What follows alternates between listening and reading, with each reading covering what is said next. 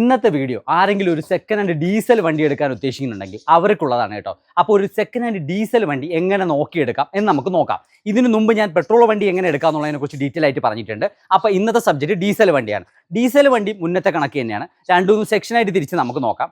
Engine side, electrical side, അതുകൂടാണ്ട് wiring side, പിന്നെ body side, പിന്നെ വന്നിട്ട് സസ്പെൻഷൻ. ഇത്രയേ ഉള്ളൂ. അപ്പോൾ നമുക്ക് ഫസ്റ്റ് ഓഫ് ഓൾ എങ്ങോട്ട് പോവാം? എഞ്ചിൻ സൈഡിലോട്ട് പോവാം. ഓക്കെ, നമ്മൾ ഡീസൽ വണ്ടി എടുക്കുമ്പോൾ വളരെ കെയർഫുൾ ആയിരിക്കണം. കാര്യം കറക്റ്റ് മെയിൻ്റെനൻസ് ചെയ്ത ഒരു ഡീസൽ വണ്ടി അല്ല എടുക്കണമെങ്കിൽ ഉറപ്പിച്ചോ നമുക്ക് പണി കിട്ടും. കാര്യം അത് വർക്ക്ഷോപ്പ് വിട്ടൊഴിയത്തില്ല. എന്നും വർക്ക്ഷോപ്പിൽ കയറി ഇങ്ങനെ റിപ്പയർ ചെയ്തുകൊണ്ടിരിക്കേണ്ടി വരും. കാര്യം പെട്രോൾ വണ്ടി കണക്കല്ല ഡീസൽ വണ്ടി. നല്ല പെർഫോമൻസ്, നല്ല മൈലേജ്, എന്തുകൊണ്ടും ഉപയോഗിക്കാൻ പറ്റിയ നല്ലൊരു വണ്ടിയാണ്.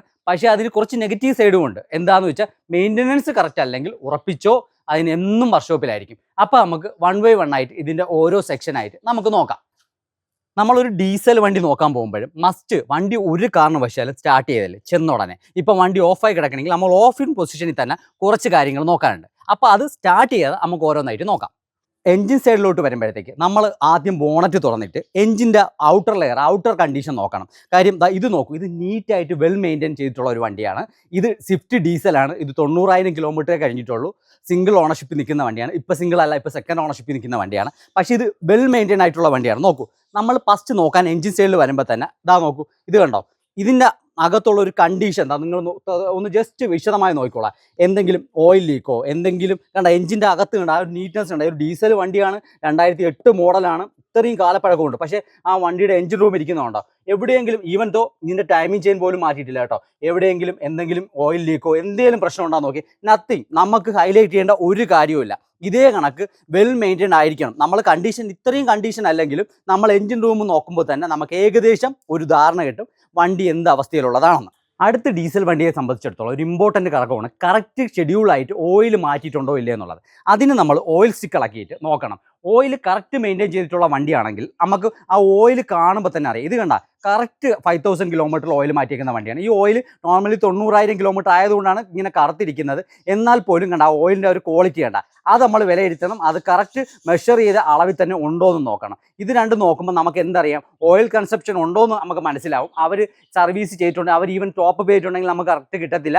എങ്കിലും നമുക്ക് ഏകദേശം ഒരു ധാരണ കിട്ടും. ആ ഓയിലിൻ്റെ ക്വാളിറ്റിയും അതും കാണുമ്പോഴത്തേക്ക് തന്നെ നമുക്ക് ഏകദേശം ഒരു ധാരണ കിട്ടും. നമുക്ക് അടുത്ത് എന്താണെന്ന് നോക്കാം. ഇനിയാണ് നമ്മളൊരു ഡീസൽ വണ്ടിയുടെ ഇമ്പോർട്ടൻ്റ് ആയിട്ടുള്ള കുറച്ച് കാര്യങ്ങൾ നോക്കേണ്ടത്. അതെന്തൊക്കെയാണെന്ന് വെച്ചാൽ, ഡീസൽ വണ്ടി സ്റ്റാർട്ട് ചെയ്ത് നിർത്തുമ്പോൾ അതിൻ്റെ ഒരു താളമുണ്ട്. ആ താളം തന്നെയാണ് ഏറ്റവും വലിയ ഇമ്പോർട്ടൻസ്. ആ താളത്തിൽ നിന്ന് നമുക്ക് എന്തെല്ലാം മനസ്സിലാവും? എൻജിൻ്റെ ഒരു കാര്യക്ഷമത, അതുകൂടാണ്ട് അതിൻ്റെ ഇഞ്ചക്ടറിൻ്റെ കണ്ടീഷൻ, ഇങ്ങനെ കുറേ കാര്യങ്ങൾ മനസ്സിലാക്കാൻ പറ്റും. ഡീസൽ വണ്ടിയെ സംബന്ധിച്ചിടത്തോളം കിലോമീറ്റർ ഒരു ഇമ്പോർട്ടൻ്റ് ഘടകമാണ്. കാര്യം അതിൻ്റെ മെയിൻ്റനൻസും കാര്യങ്ങളും എല്ലാം കിലോമീറ്ററിനെ ഡിപ്പെൻഡ് ചെയ്താണ് പോകുന്നത്. അപ്പോൾ കിലോമീറ്റർ നമ്മൾ ഓൾമോസ്റ്റ് ഒന്ന് നോക്കിയിരിക്കണം. അത് ജെനുവിൻ ആയിരിക്കണം. ആ കിലോമീറ്ററിൽ എത്ര കണ്ട് ഇതുണ്ടെന്ന് അറിഞ്ഞാൽ മാത്രമേ നമുക്ക് അതിനപ്പുറത്തോട്ട് ഓരോ കാര്യങ്ങൾ ചെയ്യാൻ പറ്റുള്ളൂ. അപ്പം നമുക്ക് അടുത്ത് ഇതിൻ്റെ വണ്ടി സ്റ്റാർട്ട് ചെയ്യണം. ഡീസൽ വണ്ടിയെ സംബന്ധിച്ചിടത്തോളം എഞ്ചിൻ്റെ താളം ഒരു ഇമ്പോർട്ടൻ്റ് ആയ ഘടകമാണ്. അതായത് നമ്മൾ സ്റ്റാർട്ട് ചെയ്ത് എഞ്ചിൻ്റെ ആ ഒരു താളം നോക്കുമ്പോൾ തന്നെ നമുക്ക് ക്ലിയർ ആയിട്ടൊരു പിക്ചർ കിട്ടും. എന്താണ് അതിൻ്റെ ഇഞ്ചക്ടറിൻ്റെ കണ്ടീഷൻ എന്താണെന്ന് കിട്ടും. അതേ കണക്ക് നമുക്ക് ജസ്റ്റ് എഞ്ചിൻ്റെ ഓയിലിൻ്റെ ക്യാപ്പ് തുറക്കണം. സ്റ്റാർട്ട് ചെയ്തതിന് ശേഷം തുറക്കുമ്പോൾ തന്നെ എഞ്ചിനകത്തുള്ള ഏകദേശം ഒരു താളം നമുക്ക് മനസ്സിലാവും. കറക്റ്റ് ആണോ, എന്തെങ്കിലും അൺനെസസറി ആയിട്ട് എന്തെങ്കിലും സൗണ്ടോ കാര്യങ്ങളോ എന്തെങ്കിലും ഉണ്ടോ നമുക്ക് വ്യക്തമായി അതിൽ നിന്ന് മനസ്സിലാക്കും. അതിനേക്കാളും ഇമ്പോർട്ടൻ്റ് ആയിട്ടുള്ള ഒരു കാര്യമുണ്ട് ഡീസൽ വണ്ടിയിൽ. നമ്മൾ ഡീസൽ വണ്ടിയുടെ കൂളൻ ടാങ്ക് തുറന്ന് നോക്കണം. അത് കൂളൻ്റിൽ തന്നെയാണോ കറക്റ്റ് മെയിൻറ്റെയിൻ ചെയ്തെന്നുള്ള ഉറപ്പ് വരുത്തണം. കാര്യം എന്താണെന്നറിയാമോ, ഇതിൽ പച്ചവെള്ളത്തിലാണ് വീട്ടിൽ കുറേ ഓടിയേക്കണമെങ്കിൽ ഇതിനകത്ത് കുറേ ഓറിങ് സിസ്റ്റം, കുറേയേറെ മെക്കാനിക്കൽ സിസ്റ്റങ്ങൾ വരുന്നുണ്ട്. അത് പെട്രോൾ വണ്ടിയിലുണ്ട്. എന്നാൽ പെട്രോൾ വണ്ടിയേക്കാൾ കൂടുതൽ ഇമ്പോർട്ടൻസ് ഡീസൽ വണ്ടിയിലുണ്ട്. അതെല്ലാം ഡാമേജ് ആയിരിക്കും. നിങ്ങളെടുത്ത് അങ്ങോട്ട് വണ്ടി കൂളായിട്ട് ഉപയോഗിക്കാൻ നോക്കുമ്പോൾ കുറേയേറെ പ്രശ്നങ്ങൾ വരും. അതിനുള്ള ഒരു ഇമ്പോർട്ടൻ്റ് കാര്യം ഞാൻ പറഞ്ഞുതരാം. ഈ ഡീസൽ വണ്ടികളിൽ ഓയിൽ കൂളർ എന്ന് പറഞ്ഞൊരു സാധനം വരുന്നുണ്ട്. ഓയിൽ കൂളർ എന്ന് പറഞ്ഞ പൊസിഷനിൽ നമ്മൾ ഓയിലും, അതായത് ഓയിൽ ഫിൽറ്ററിൻ്റെ അടുത്തായിട്ടായിരിക്കും വരുന്നത്. ഈ അവിടെ ഒരു കൂളിംഗ് സിസ്റ്റം കൂടി വരുന്നുണ്ട്. അതായത് കൂളൻറ്റും കൂടി അവിടെ പാസ് ചെയ്യുന്നുണ്ട്. അപ്പോൾ ഈ കൂളൻറ്റും വെള്ളം കൂടി മിക്സ് ആവാനുള്ള പോസിബിലിറ്റി കൂടുതലാണ്. അങ്ങനെ സംഭവിച്ചു കഴിഞ്ഞാൽ നോക്കൂ, കൂളൻ ടാങ്കിൻ്റെ ക്യാപ്പ് ഇളക്കിയിട്ട് നിങ്ങൾ നോക്കിക്കഴിഞ്ഞാൽ നിങ്ങൾക്ക് ഈ ക്യാപ്പിൽ നിറയെ കറുത്ത ഒരു ഇതുണ്ടാവും. അത് ഇനിഷ്യൽ സ്റ്റേജിലാണ്. അത് ഡീപ്പ് സ്റ്റേജിലായി കഴിഞ്ഞാൽ നിങ്ങൾക്ക് കൂളൻ്റ് നോക്കിക്കഴിഞ്ഞാൽ കറായിരിക്കും, അതിൽ ഓയിലിൻ്റെ അംശം കൂടുതലായിരിക്കും. അങ്ങനെ ഒരു സിനാറിയോ ഉണ്ടെങ്കിൽ ആ വണ്ടി എടുക്കുന്നതിന് മുമ്പ് കുറച്ചധികം ചിന്തിക്കണം. കാര്യം അത് മെയിൻറ്റെയിൻ ചെയ്ത് നോർമൽ പൊസിഷനിലോട്ട് കൊണ്ടുവരാൻ കുറച്ചധികം ബുദ്ധിമുട്ടാണ്. അത് കൊണ്ടുവന്നാലും അത്ര കണ്ട് ഒരു വെൽ കണ്ടീഷനിലോട്ട് വരത്തില്ല. കാര്യം അത് അത്രയും ക്ലിയർ ആയിട്ട് നമ്മൾ ചെയ്തെടുക്കേണ്ടിയിരിക്കുന്നു. അപ്പോൾ അതൊരു ഇമ്പോർട്ടൻ്റ് ആണ്. നമുക്കിനി അടുത്ത ഓരോ കാര്യത്തിലോട്ട് പോവാം. ഇനിയുള്ള കാര്യങ്ങൾ നമുക്ക് വണ്ടി സ്റ്റാർട്ട് ചെയ്താലേ വിലയിരുത്താൻ പറ്റുള്ളൂ. അപ്പോൾ ഒരു ഡീസൽ വണ്ടി സ്റ്റാർട്ടാക്കി തന്നെ നോക്കണം. അത് തണുത്ത് കിടന്ന കണ്ടീഷനിൽ തന്നെ എപ്പോഴും ഡീസൽ വണ്ടി സ്റ്റാർട്ട് ചെയ്യാനായിട്ട് നോക്കണം. എങ്കിലേ നമുക്ക് അതിൻ്റെ ഒരു എക്സാക്റ്റ് പിക്ചർ നമുക്ക് കിട്ടുള്ളൂ. എങ്ങനെയാണെന്ന് വെച്ച് കഴിഞ്ഞാൽ സ്റ്റാർട്ട് ആക്കുമ്പോൾ നോക്കിക്കോളൂ. ഇത് ഞാൻ നിങ്ങളുടെ തുടക്കത്തിൽ പറഞ്ഞു 2008 ഡീസൽ വണ്ടിയാണ്. ഏകദേശം 1,00,000 കിലോമീറ്റർ അടുപ്പിച്ച് കവർ ആവേണ്ട വണ്ടിയാണ്. അപ്പം ഈ വണ്ടി സ്റ്റാർട്ട് ചെയ്യുമ്പോൾ ഞാനിപ്പോൾ കാണിച്ചു തരാം. അതാ നോക്കൂ, സ്റ്റാർട്ട് ചെയ്യുമ്പോൾ കണ്ട ഇത് കണ്ടോ, ഒരൊറ്റ ക്രാങ്ക്, രണ്ടാമത്തെ ക്രാങ്ക് പാതി ആയിട്ടില്ല, ഒറ്റ ക്രാങ്ക് കംപ്ലീറ്റ് ചെയ്തു. രണ്ടാമത്തെ ക്രാങ്കിൻ്റെ ഇനിഷ്യൽ സ്റ്റേജിൽ തന്നെ വണ്ടി സ്റ്റാർട്ട് ആയിട്ടുണ്ട്. അപ്പോൾ ദാറ്റ് മീൻസ് ഇത് നല്ല കംപ്രഷനുള്ള വണ്ടിയാണ്, വേറെ കംപ്ലൈൻറ്റോ കാര്യങ്ങളോ ഒന്നുമില്ല. പിന്നെ ഇനിഷ്യലി ഡീസൽ വണ്ടി സ്റ്റാർട്ട് ചെയ്യുമ്പോൾ ഒരു ചെറിയ സ്മോക്ക് ഉണ്ടാവും. അത് മോർണിംഗിൽ തണുത്ത് കിടക്കുമ്പോഴാണ് സ്റ്റാർട്ട് ചെയ്യുന്നതെങ്കിൽ അങ്ങനെ ഒരു ചെറിയൊരു സ്മോക്ക് ഉണ്ടാവും. പക്ഷേ അത് അപ്പം തന്നെ മാറേണ്ടതാണ്. ഇത് ടർബോ ചാർജ്ഡ് വണ്ടിയും കൂടിയാണ്. അപ്പോൾ നമുക്ക് അടുത്ത കാര്യങ്ങൾ എഞ്ചിൻ റൂമിലോട്ട് പോയിട്ട് നോക്കാം. അപ്പം നമ്മൾ DDI ഡീസൽ എഞ്ചിൻ സ്റ്റാർട്ടിങ് കണ്ടീഷനിലാണ്. ആ ഒരു താളം കണ്ടോ, ആ ഒരു താളം നോക്കിയേണ്ട, എന്തൊരു രസമുള്ള നോയ്സാന്ന് കണ്ടോ, അല്ല അടിപൊളിയായിട്ട് കിടക്കുന്നത്. കാര്യം ഇത് ഇത്രയും വെൽ മെയിൻറ്റെയിൻ ആയിട്ട് ചെയ്തത് കൊണ്ടാണ് നമുക്ക് ഈ ഒരു താളം കിട്ടുന്നത്. അപ്പോൾ നമുക്ക് ഇനി എന്താണ് അടുത്ത് നോക്കേണ്ടതെന്ന് വെച്ചാൽ, ഡീസൽ വണ്ടികളിൽ നിങ്ങൾ മസ്റ്റ് ചെക്ക് ചെയ്യേണ്ട, പെട്രോൾ വണ്ടികളിൽ അങ്ങനെ അധികം വരാറില്ല, എന്നാലും പെട്രോൾ വണ്ടികളിൽ ചെക്ക് ചെയ്യണം. പക്ഷേ ഡീസൽ വണ്ടികളിൽ ഉറപ്പായും ചെക്ക് ചെയ്യേണ്ട ഒരു കാര്യം കാണിച്ചു തരാം. അതാ നോക്കൂ, ഓയിൽ സ്റ്റിക്ക് ഇളക്കിയിട്ട് നോക്കണം. ഓയിൽ സ്റ്റിക്ക് എടുത്തിട്ട് കുറച്ച്, അതായത് ഈവൻ ദോ നല്ല ഡീകംപ്രഷൻ ഉണ്ടെങ്കിൽ നമ്മൾ സ്റ്റിക്ക് ഇളക്കിയാൽ ഉടൻ തന്നെ ഇതുവഴി ഇങ്ങനെ സ്മോക്ക് ഇങ്ങനെ വന്നുകൊണ്ടിരിക്കും. അത് ചില വണ്ടികളിൽ ഓയിൽ ഉൾപ്പെടെ ഇങ്ങനെ വന്നുകൊണ്ടിരിക്കും. അതായത് ഡീകംപ്രഷൻ്റെ ലാസ്റ്റ് സ്റ്റേജിലോട്ടൊക്കെ ആകുമ്പോഴത്തേക്ക് നല്ല രീതിയിൽ ഓയിലും സ്പ്രെഡ് ചെയ്ത് തുടങ്ങും. പക്ഷേ ഇനിഷ്യൽ സ്റ്റേജിൽ നല്ല രീതിയിൽ കംപ്രഷൻ്റെ ആ ഒരു പുക ഇതിനകത്തൂടെ ഇങ്ങനെ വന്നുകൊണ്ടിരിക്കും. ഈ വണ്ടിയിൽ നോക്ക്, ഇതിൽ കണ്ട പ്രത്യേകിച്ച് പുകയോ കാര്യങ്ങളോ ഒന്നുമില്ല. കുറച്ച് വേണമെങ്കിൽ ഹൈ RPM ഒന്നും കൊടുക്കണ്ട, കുറച്ച് ആക്സിലേറ്റർ കൂടെ കൊടുത്ത് നിങ്ങൾക്ക് അത് നോക്കാൻ പറ്റും. അത് കൂടാണ്ട് ഞാൻ നേരത്തെ പറഞ്ഞിരുന്നു, ഓയിൽ ക്യാപ്പ് ഇളക്കി കഴിഞ്ഞാൽ, ഓയിൽ നമ്മൾ ഫില്ല് ചെയ്യുന്ന ക്യാപ്പ് ഇളക്കി കഴിഞ്ഞാൽ ഡീസൽ എഞ്ചിൻ്റെ ആ ഒരു താളം നമുക്ക് മനസ്സിലാവുന്നു. അതും കൂടി ഞാൻ കാണിച്ചു തരാം കേട്ടോ. അതാ നോക്കൂ, നമ്മളിപ്പോൾ സ്റ്റാർട്ടിങ്ങിലാണ് കേട്ടോ. സ്റ്റാർട്ടിങ്ങിൽ നമ്മൾ വേണ്ട ഇത് നോക്ക്, ഓയിലിൻ്റെ ടാങ്ക് ഇളക്കിയപ്പോൾ കണ്ടോ, അതിനകത്ത് എഞ്ചിനകത്ത് നിന്ന് നല്ലൊരു താളത്തിലുള്ള എഞ്ചിനകത്തുള്ള താളം നമുക്ക് ഇവിടെ നിന്ന് കിട്ടും, ആ ഒരു നോയ്സ് കിട്ടും. അപ്പോൾ നമ്മൾ ഇത്രയും നോക്കിക്കഴിഞ്ഞാൽ വണ്ടിയുടെ ഒരു ഏകദേശ ധാരണ കിട്ടും. പക്ഷേ ഇത്ര മാത്രം നോക്കിയാൽ പോരാ ഡീസൽ വണ്ടിയിൽ. ഇനി നമ്മൾ ഈ ഒരു താളം കറക്റ്റ് ആണെങ്കിൽ നമുക്ക് ഉറപ്പിക്കാം ഇഞ്ചക്ടർ ആ ഒരു മെക്കാനിസം എല്ലാം കറക്റ്റ് വെൽ കണ്ടീഷനാണ്. നമുക്കിനി എന്ത് ചെയ്യാം, നേരെ ബാക്കിലോട്ട് പോവാം. ബാക്കിലോട്ട് പോയിട്ട് നോക്കാനുണ്ട്. നമുക്കിതിൻ്റെ ബാക്കിൽ എന്താണ് നോക്കേണ്ടതെന്ന് അറിയാമോ? ഇതാ നോക്കൂ, സൈലൻസറിൽ വന്നിട്ട് ഇതിൻ്റെ പുകയുടെ ഒരു കണ്ടീഷൻ നോക്കണം. പുക നല്ല സ്മോക്കി ആണോ അല്ലേ എന്നുള്ളത് അതൊരാൾ ജസ്റ്റ് റൈസ് ചെയ്തുകൂടെ നിങ്ങൾ കൺഫേം ആക്കണം.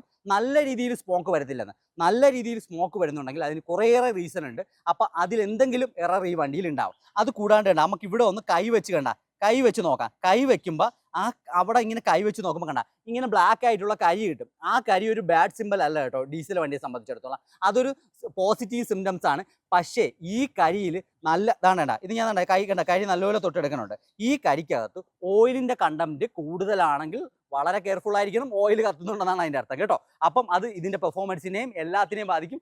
നമ്മൾ 1-2 ലിറ്റർ ഓയിൽ എപ്പോഴും കൈ കൊണ്ട് നടക്കണം. എങ്കിൽ മാത്രമേ ഈ വണ്ടി മെയിൻറ്റെയിൻ ചെയ്ത് കൊണ്ടുപോകാൻ പറ്റത്തുള്ളൂ. അപ്പോൾ അടുത്തെന്താ നമുക്ക് നോക്കാം. അടുത്ത് നമ്മൾ നോക്കേണ്ട ഒരു ഇമ്പോർട്ടൻറ്റ് ഘടകമാണ്, നമ്മൾ നേരെ ഫ്രണ്ട് ഡ്രൈവർ സീറ്റിൽ വരിക, ആക്സിലേറ്റർ കൊടുത്ത് ഇതിൻ്റെ ആക്സിലേറ്ററിങ് എങ്ങനെയെന്ന് നോക്കണം. ഒരു കാരണവശാലും ഒരു വണ്ടിയിലും കയറി സഡൻലി ആക്സിലേറ്റർ കൊടുത്ത് കളയില്ല. അത് ആ വണ്ടിയുടെ കംപ്ലൈൻറ്റ് കിട്ടത്തുമില്ല. നല്ലൊരു വണ്ടിയാണെങ്കിൽ ചിലപ്പോൾ കേടാവാനുള്ള പോസിബിലിറ്റി ഉണ്ട്. അപ്പോൾ നമ്മൾ അങ്ങനെ ചെയ്യാണ്ട് എപ്പോഴും സ്ലൈറ്റ് ആയിട്ട് പയ്യെ റൈസിങ് പിക്കപ്പ് ചെയ്ത് വേണം അതിൻ്റെ എഞ്ചിൻ്റെ കണ്ടീഷൻ നോക്കാൻ.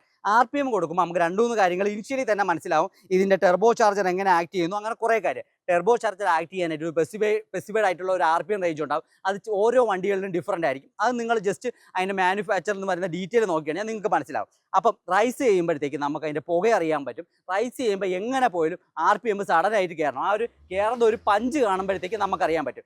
ഈ വണ്ടിയെ സംബന്ധിച്ച് നമുക്ക് കണ്ടിന്യൂസ് ആക്സിലേറ്റർ കൊടുത്ത് RPM കയറ്റാൻ പറ്റും. പക്ഷേ ഇതിൽ RPM മീറ്റർ ഇല്ലാത്തതുകൊണ്ടാണ് എനിക്ക് നിങ്ങൾക്ക് കാണിച്ചു തരാൻ പറ്റുന്നത്. പക്ഷേ ചില വണ്ടിയിൽ ഐഡിൽ സ്പീഡിൽ RPM കൊടുത്തു കഴിഞ്ഞാൽ നമുക്ക് അതിൻ്റെ ഫുള്ള് തോട്ട് അറിയാൻ പറ്റത്തില്ല.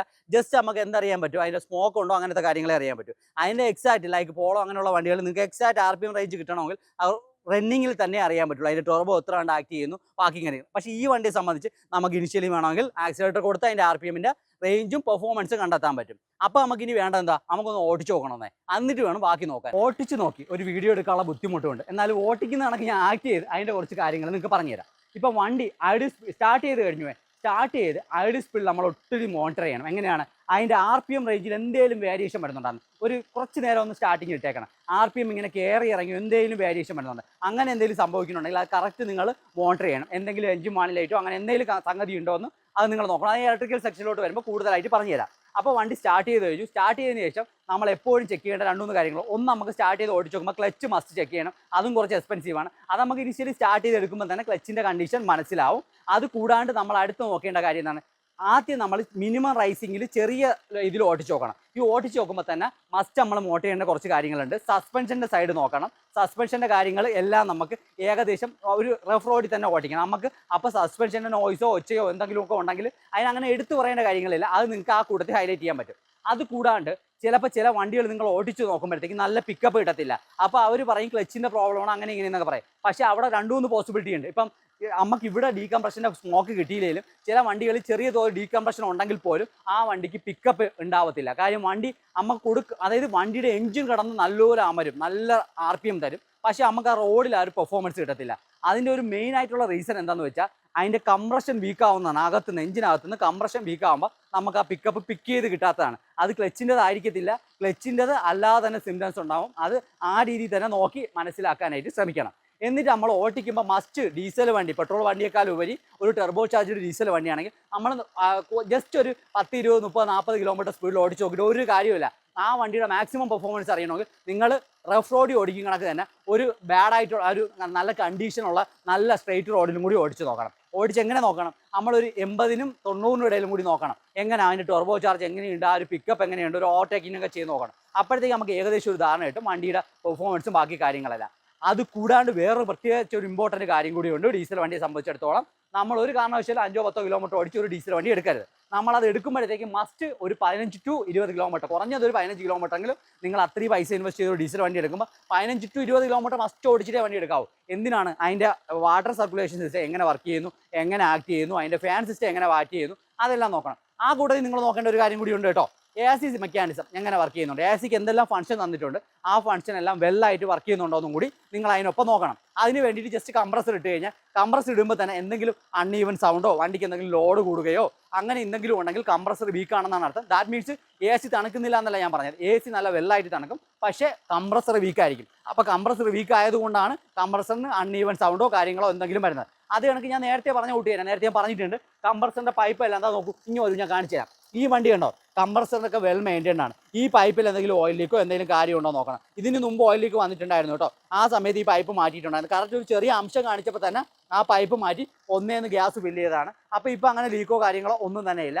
അപ്പോൾ അത് പിന്നെ കംപ്രസറിൻ്റെ അടുത്തുള്ള കണ്ടീഷൻ അങ്ങനെയുള്ള എല്ലാ കാര്യങ്ങളും ജസ്റ്റ് ഒരു വിഷ്വൽ ചെക്കപ്പും റോ ടെസ്റ്റും ചെയ്ത് നോക്കി കഴിഞ്ഞാൽ നമുക്ക് AC കുറിച്ച് ഏകദേശം ഒരു ധാരണ കിട്ടും. അപ്പം ഇത് ഇത്രയാണ് ഒരു ഡീസൽ വണ്ടിയെ സംബന്ധിച്ച് നമ്മൾ ഇമ്പോർട്ടൻ്റ് ആയിട്ട് നോക്കേണ്ട കാര്യങ്ങളെല്ലാം ഉള്ളത്. അല്ല ഇതിനേക്കാളും ഉപരി നമുക്ക് ഞാൻ തുടക്കത്തിലേ പറഞ്ഞില്ലോ, ഡീസൽ വണ്ടി സ്റ്റാർട്ട് ചെയ്തിടുമ്പോൾ തന്നെ നമുക്ക് ഏകദേശം ഒരു ധാരണ കിട്ടും ആ വണ്ടിയുടെ അവസ്ഥ എന്താണെന്ന്. കാര്യം ഡീസൽ വണ്ടി എപ്പോഴും നല്ലൊരു താളത്തിൽ നിൽക്കണമെങ്കിൽ ആ വണ്ടി അത്ര കണ്ട് മെയിൻറ്റൈൻഡ് ആയിരിക്കണം. അല്ലെങ്കിൽ ആ വണ്ടിയുടെ എഞ്ചിൻ താളം അത്രയും കണ്ട് മോശമായിരിക്കും. അത്രയും അത് നമ്മളടുത്ത് ഇങ്ങനെ ഓരോ കാര്യങ്ങൾ ഇപ്പോൾ വേറെയുള്ള വണ്ടി കണക്കല്ല. ഡീസൽ വണ്ടി സ്റ്റാർട്ട് ചെയ്ത് നിർത്തിയിട്ട് അതിൻ്റെ ഫ്രണ്ടിൽ ചെന്ന് നിൽക്കുമ്പോൾ അത് ഓരോ കഥ ഇങ്ങനെ നമ്മളടുത്ത് പറഞ്ഞു തരുമെന്നേ. ഇന്ന പോയി ഇന്ന സാധനങ്ങൾ മാറ്റണം, എന്നെ ഇങ്ങനെ നോക്കിയില്ല, ആ കാര്യങ്ങളിൽ നിന്ന് തന്നെ നമുക്ക് വ്യക്തമായ കാര്യം മനസ്സിലാവും ഇന്ന പ്രശ്നങ്ങൾ ഈ വണ്ടിക്കുണ്ടെന്ന്.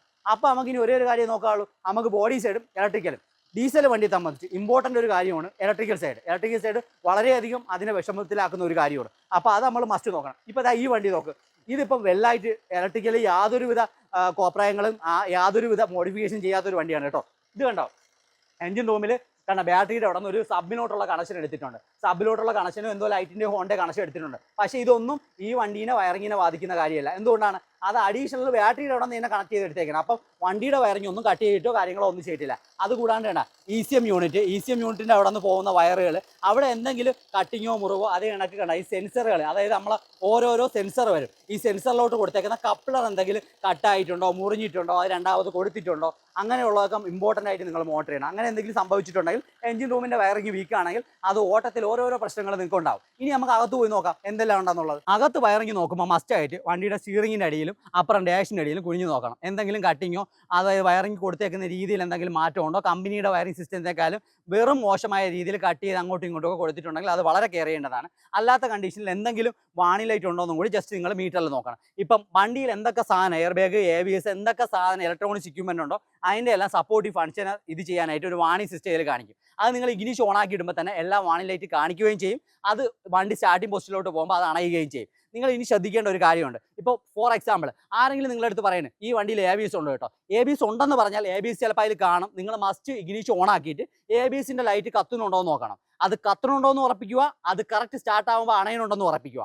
ഇത് രണ്ട് സംഭവിച്ചാൽ മാത്രമേ അതിനകത്തുള്ള ABS എന്ന് പറഞ്ഞൊരു ഫംഗ്ഷൻ ആക്റ്റീവ് ആകത്തുള്ളൂ. അതേപോലെ തന്നെ SRS, ഇപ്പം ഫോർ എക്സാമ്പിൾ എയർ ബാഗ് ഉണ്ട് എന്ന് പറഞ്ഞിട്ട് കാര്യമില്ല, അത് ഫംഗ്ഷൻ ചെയ്യണം. ഫംഗ്ഷൻ ചെയ്യണമെങ്കിൽ എന്തൊക്കെ വേണം? സ്റ്റാർട്ടിങ്ങിൽ ആ ലൈറ്റ് കത്തണം, അത് കൂടാണ്ട് നമുക്കത് സ്റ്റാർട്ടിങ്ങിൽ ഓഫ് ആവണം, അത് കൂടാണ്ട് ഇനിഷ്യലി നമുക്ക് കത്തി കിടക്കുകയും വേണം. ഇത് രണ്ടും ഉണ്ടെങ്കിൽ മാത്രമേ ABSും കറക്റ്റ് വർക്ക് ചെയ്യത്തുള്ളൂ.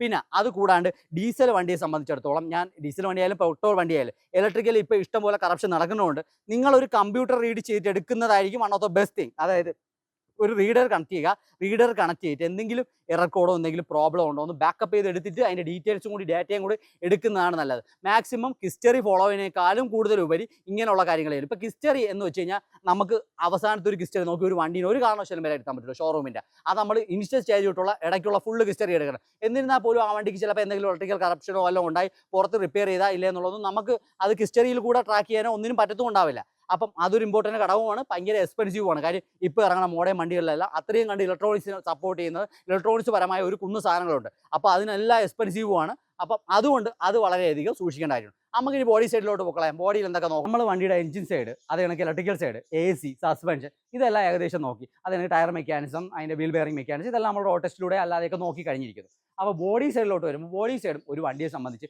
ഇമ്പോർട്ടൻ്റ് ആണ്. ഇപ്പം നോക്കൂ, ഇവിടെ സ്ക്രാച്ച് ഉണ്ട്, ഇവിടെ ഡെൻ്റ് ഉണ്ട്, അങ്ങനെ കുറച്ച് പോയിന്റ് ഉണ്ട് എന്ന് തന്നെ വെക്കുക. ഓക്കെ, ഇപ്പോൾ അതാ നോക്കൂ, ഇവിടെ ഒരു സ്ക്രാച്ച് ഉണ്ട്. പക്ഷേ സ്ക്രാച്ച് ഉണ്ടെങ്കിൽ നമുക്കത് പെയിൻറ്റ് ചെയ്തെടുക്കാം. പക്ഷേ അത് ആ ബോഡിയുടെ ഷേപ്പിന് എന്തെങ്കിലും ബേസ് ആയിട്ടുള്ള ഷേപ്പിൽ എന്തെങ്കിലും മാറ്റം വന്നിട്ടുണ്ടോ ഇല്ലെന്നുള്ളത് നമ്മൾ മസ്റ്റ് മോണിറ്റർ ചെയ്യണം. എന്തുകൊണ്ടെന്നറിയാമോ? ബോഡിയുടെ ആ ഒരു എല്ലാ വണ്ടിക്കും ഒരു താളത്തിലുള്ള ഒരു ഷേപ്പ് ഉണ്ട് കേട്ടോ. വണ്ടി കാണുമ്പോൾ ഒരു എന്താ പറയുക, ഒരു ക്യൂട്ട്നെസ് ഉണ്ടാകും. അതെന്തുകൊണ്ടാണ്? അത് ആ വണ്ടിയുടെ റിയൽ ആയിട്ടുള്ള എഞ്ചിനീയറിംഗ് ആണ്. അവർ പക്ക അച്ചിലുണ്ടാക്കിയെടുത്ത ആ ഒരു ഷേപ്പാണ്. ആ ഒരു ഷേപ്പ് മെയിൻറ്റെയിൻ ചെയ്തിട്ടുണ്ടോ എന്നാണ് നമ്മൾ നോക്കേണ്ടത്. ഇപ്പം റോഡിലോടുന്ന വണ്ടിയാകുമ്പോൾ തട്ടും മുട്ടും ഇടിയൊക്കെ ഉണ്ടാവും. അത് മൈനർ ഇടിയാവാം, അതൊന്നും നമ്മൾ മൈൻഡ് ചെയ്യേണ്ട കാര്യമില്ല. അതൊന്നും മേജറായിട്ടുള്ള ഒരു കൺസേനേ ഇല്ല. അതിനപ്പുറത്തോട്ട് മൈനർ ഇടി ഉണ്ടാവാത്ത വണ്ടികളൊന്നും ഉണ്ടാവില്ല. അത് കറക്റ്റ് റിപ്പയർ ചെയ്തിട്ടുണ്ടെങ്കിൽ ആ വണ്ടി വീണ്ടും അതേ ബോഡി ഷേപ്പിൽ വരും. ഇപ്പോൾ ഫോർ എക്സാമ്പിൾ കല്ല് വീണ് ചിലപ്പോൾ ഫ്രണ്ട് ഗ്ലാസ് മാറ്റിയിട്ടുണ്ടാവാം, അതൊരു വിഷയമേ അല്ല. കറക്റ്റ് ഗ്ലാസ് ജെന്യൂൻ ആയിട്ടുള്ള ഗ്ലാസ് ഇട്ടിട്ടുണ്ടോ എന്ന് മാത്രം നോക്കുക. അതല്ലാതെ മേജർ സൈഡ് എന്തെങ്കിലും ഇടിയുണ്ടോ എന്ന് നിങ്ങൾ കറക്റ്റ് മസ്റ്റ് അതിൻ്റെ സസ്പെൻഷൻ സൈഡ് മോണിറ്റർ ചെയ്യണം. ഫോർ എക്സാമ്പിൾ ഇപ്പോൾ ഫ്രണ്ടിൽ ഒരു മേജർ ഇടി പറ്റി, ഇതിൻ്റെ അപ്പുറം സൈഡ് 2 ഡാമേജ് ആയിട്ടുണ്ട്, അത് റിപ്പയർ ചെയ്ത്. അത് എത്ര കൊണ്ട് റിപ്പയർ ചെയ്താലോ ശരിയാവത്തില്ല, അതിൻ്റെതായ പ്രശ്നങ്ങൾ വണ്ടിയിലുണ്ടാവും. വണ്ടിയുടെ സൈഡ് ടയർ കട്ടാവും, അങ്ങനെ കുറേ പ്രശ്നങ്ങളുണ്ട്. അത് ഇതിനു മുമ്പ് ഞാൻ ഒരു വീഡിയോയിൽ കറക്റ്റ് പറഞ്ഞിട്ടുണ്ട്. അപ്പം മേജർ ഇടി മാത്രം നിങ്ങൾ കൺസേൺ ആയിട്ട് എടുത്ത് നോക്കുക. അതല്ലാത്ത മൈനർ പൊസിഷൻ, മൈനർ ഇടി ഒന്നും നിങ്ങൾ മൈൻഡ് ചെയ്യേണ്ട. പിന്നെ നിങ്ങൾ ഇമ്പോർട്ടൻ്റ് ആയിട്ട് നോക്കേണ്ട ആ വണ്ടിയുടെ ബോഡിയുടെ ആ ഒരു താളം, അത് കറക്റ്റ് മെയിൻറ്റെയിൻ ചെയ്യുന്നുണ്ടോ ഇല്ലെന്നുള്ളതാണ് ഇമ്പോർട്ടൻ്റ് ആയിട്ടുള്ള ഒരു കൺസേൺ. പിന്നെ നിങ്ങൾക്ക് വേണമെങ്കിൽ നോക്കാം. നോക്കൂ, എല്ലാ വണ്ടിയുടെയും ഗ്ലാസ്സിൽ ഇങ്ങ് വന്നോളി, കാണിച്ചു തരാം. ഇങ്ങ് വന്നോളി, ഗ്ലാസ്സിൽ കാണാം അത് മാനുഫാക്ചർ ചെയ്തേക്കുന്ന ഒരു ഡേറ്റ് ഇവിടെ ഇട്ടിട്ടുണ്ടാവും. അതിൻ്റെ ജെന്യൂൻ ഗ്ലാസ് ആണെങ്കിൽ ആ മാനുഫാക്ചർ ചെയ്യുന്ന ഡേറ്റ് എല്ലായിടത്തും ഉണ്ടാവും. അപ്പം ആ ഡേറ്റ് വൈസ് നിങ്ങൾക്ക് ഫുള്ള് ഗ്ലാസ് നോക്കിക്കഴിഞ്ഞാൽ ഗ്ലാസ് ഏതെങ്കിലും റീപ്ലേസ് ഉണ്ടോ എന്നുള്ള കാര്യം നിങ്ങൾക്ക് വ്യക്തമായി മനസ്സിലാവും. അത് കൂടാണ്ട് വേറെ കൺസേൺ കൂടിയുണ്ട്, അത് ഞാൻ എന്താണെന്ന് പറഞ്ഞുതരാം. അടുത്തൊരു മേജർ കൺസേൺ എന്താണെന്ന് അറിയാമോ? അടുത്ത മേജർ കൺസേൺ എന്ന് വെച്ചാൽ നമ്മൾ ഏതെങ്കിലും പാർട്സ് റീപ്ലേസ് ചെയ്തിട്ടുണ്ടോ. പാർട്സ് റീപ്ലേസ് ചെയ്യാത്ത, ചിലപ്പം ചെറിയ ഇടിയൊക്കെ സംഭവിച്ചാൽ റീപ്ലേസ് ചെയ്യാം. എന്നാലും നിങ്ങൾക്ക് ഉറപ്പ് വരുത്താം ആ റീപ്ലേസ് ചെയ്തിട്ടുണ്ടോ ഇല്ലേ എന്നുള്ളത്. ഇതാ നോക്കൂ, ഈ ഡോറിൻ്റെ സൈഡിലൊക്കെ നോക്കിക്കഴിഞ്ഞാൽ കാണാം കമ്പനിയുടെ ഒരു പേസ്റ്റിംഗ് ഉണ്ടാവും. അത് കമ്പനിയുടെ പേസ്റ്റിംഗ് ഇപ്പോൾ ഫാബ്രിക്കേറ്റ് ചെയ്യുന്നുണ്ടെങ്കിൽ ആ കമ്പനി പേസ്റ്റിനോടൊപ്പം ഫാബ്രിക്കേറ്റ് ചെയ്യാനായിട്ട് ആർക്കും പറ്റുന്നില്ല. അതിനൊരു വ്യത്യാസമുണ്ട്. അത് ജസ്റ്റ് കണ്ടു കഴിഞ്ഞാൽ തന്നെ തിരിയും ആ പേസ്റ്റിംഗ് റിയൽ ആണോ അല്ലേ എന്നുള്ളത്. അപ്പം ഇതിൽ നോക്കി തന്നെ നമ്മൾ വിലയിരുത്തുക പേസ്റ്റിംഗ് എല്ലാം കറക്റ്റ് ആണെന്നും, പിന്നെ ഞാൻ നേരത്തെ പറഞ്ഞു വിട്ടേണ്ട വണ്ടിയുടെ ഒരു ബോഡി കണ്ടീഷൻ കറക്റ്റ് ആണെന്നും. ഇതിനേക്കാളും എല്ലാത്തിനേക്കാളും ഇമ്പോർട്ടൻറ്റ് നമ്മൾ ഇതെല്ലാം നോക്കുന്നത് വേറെ സൈഡ്. ഇപ്പോൾ റീപ്ലേസ് ചെയ്താലും ജെന്യൂൻ ആയിട്ടുള്ള ഒരു ഡോർ മേടിച്ചിട്ട് നത്തിങ് വിൽ ഹാപ്പൻ, ഒന്നും സംഭവിക്കാനില്ല. പഴയ ഡോർ എങ്ങനെ ആക്ട് ചെയ്യുന്നു അതേ കണക്ക് ഒരു ജെന്യൂൻ ഡോർ ആക്ട് ചെയ്യും, അല്ലാതെ വേറെ അതിലൊന്നുമില്ല. ഇതിനേക്കാളെല്ലാം ഇമ്പോർട്ടൻ്റ് ആയിട്ടുള്ള ഒരു കാര്യം എന്താണെന്ന് വെച്ചാൽ ഇതിൽ തുരുമ്പുണ്ടോ എന്നതാണ് ഇമ്പോർട്ടൻ്റ് കാര്യം. കാര്യം തുരുമ്പ് വന്നു കഴിഞ്ഞാൽ അതിങ്ങനെ ഒരു ക്യാൻസർ കിടക്കാണ്, ഇങ്ങനെ പടർന്നുകൊണ്ടിരിക്കും. നമ്മൾ ഒരു സൈഡ് റിപ്പയർ ചെയ്താൽ അടുത്ത സൈഡ് പോകും. അപ്പോൾ അത് മനസ്സിലാക്കാനായിട്ട് നിങ്ങൾ എന്ത് ചെയ്യണം? ഇപ്പോഴത്തെ എല്ലാ വണ്ടികളിലും കോട്ട് ചെയ്തിട്ടുണ്ടാകും. അടി നമ്മൾ ജസ്റ്റ് കുനിഞ്ഞ് നോക്കുന്നതോട് തന്നെ അടിയിൽ ചിലപ്പോൾ കോട്ട് ചെയ്തിട്ടേക്കൊണ്ട് നമുക്ക് കാണാൻ പറ്റത്തില്ല. അടി നോക്കുന്നതിനൊപ്പം തന്നെ നമ്മൾ എന്ത് ചെയ്യണം? വണ്ടിയുടെ അകത്ത് കണ്ട ഈ ഫ്ലോറിൻ്റെ ആ ഷീറ്റ് ഇളക്കി മാറ്റിയിട്ട് ഫ്ലോറിനടിയിൽ തുരുമ്പില്ല എന്നുള്ളതും കൂടി ഉറപ്പുവരുത്തണം. ഇത്രയും കണ്ട് ചെക്ക് ചെയ്ത് നമ്മളൊരു ഡീസൽ വണ്ടി എടുക്കുകയാണെങ്കിൽ എനിക്ക് ഉറപ്പുണ്ട് നമുക്ക് എൻജോയ് ചെയ്ത് നല്ലൊരു മൈലേജ് നല്ലൊരു പെർഫോമൻസ് തരുന്ന ഒരു ഡീസൽ വണ്ടി കരസ്ഥമാക്കാനും പറ്റും. മാർക്കറ്റിൽ ചിലപ്പോൾ ആൾക്കാർ പറയും കേട്ടോ, അങ്ങനെ ഒരു ഇത്രയും കണ്ട് നോക്കി എടുക്കണമെങ്കിൽ അത്രയും പെർഫോമൻസ് ആയിട്ടുള്ള വണ്ടി കിട്ടും. മാർക്കറ്റിൽ ഇഷ്ടം പോലെ വണ്ടി, നല്ല കണ്ടീഷനുള്ള വണ്ടി നല്ല ആൾക്കാർ യൂസ് ചെയ്യുന്നുണ്ട്. കാര്യം ചില ആൾക്കാർ വണ്ടി അത്ര ഇഷ്ടപ്പെടുന്നുണ്ട്, അവർ അത്രയും വെല്ലായിട്ട് മെയിൻറ്റെയിൻ ചെയ്യുന്നുണ്ട്. അങ്ങനെയുള്ളവരിൽ ഒരു വണ്ടി മേടിച്ചു കഴിഞ്ഞാൽ യാതൊരു ബുദ്ധിമുട്ടും ആ ഉപയോഗിച്ച ആൾക്കാർക്കും ഉണ്ടാവില്ല, അത് ഇനി മേടിക്കുന്ന ആൾക്കാർക്കും ഉണ്ടാവുന്ന. അപ്പോൾ നല്ലൊരു വണ്ടി നിങ്ങൾ നോക്കിയെടുക്കുകയാണെങ്കിൽ നിങ്ങൾക്ക് എപ്പോഴും നല്ലൊരു വണ്ടി ഒരു മുതൽക്കൂട്ടായിരിക്കും. അതുകൂടാണ്ട് ഞാൻ ഇനിയൊരു വീഡിയോ ചെയ്യുന്നുണ്ട്, ഒരു പഴയ വണ്ടി എടുക്കുന്നതിനെക്കുറിച്ചും ഒരു പുതിയ വണ്ടി എടുക്കുന്നതിനെക്കുറിച്ചുള്ള ഒരു നല്ലൊരു കമ്പാരിസൺ വീഡിയോ. അതായത് എങ്ങനെ നമുക്ക് എക്കണോമിക്കലി അതിനെ എഫക്റ്റ് ചെയ്യുന്നു, എന്തൊക്കെ ലാഭങ്ങളുണ്ട്, എന്തൊക്കെ നഷ്ടങ്ങളുണ്ട്, അങ്ങനെയെക്കുറിച്ച് ഞാനൊരു വ്യക്തമായ ഒരു വീഡിയോ കൂടി ഇടുന്നുണ്ട് കേട്ടോ. അത് നിങ്ങൾക്ക് ഉപകാരപ്പെടുമെന്ന് പ്രതീക്ഷിക്കുന്നു. അപ്പോൾ anyway, thanks for watching. Thank you very much.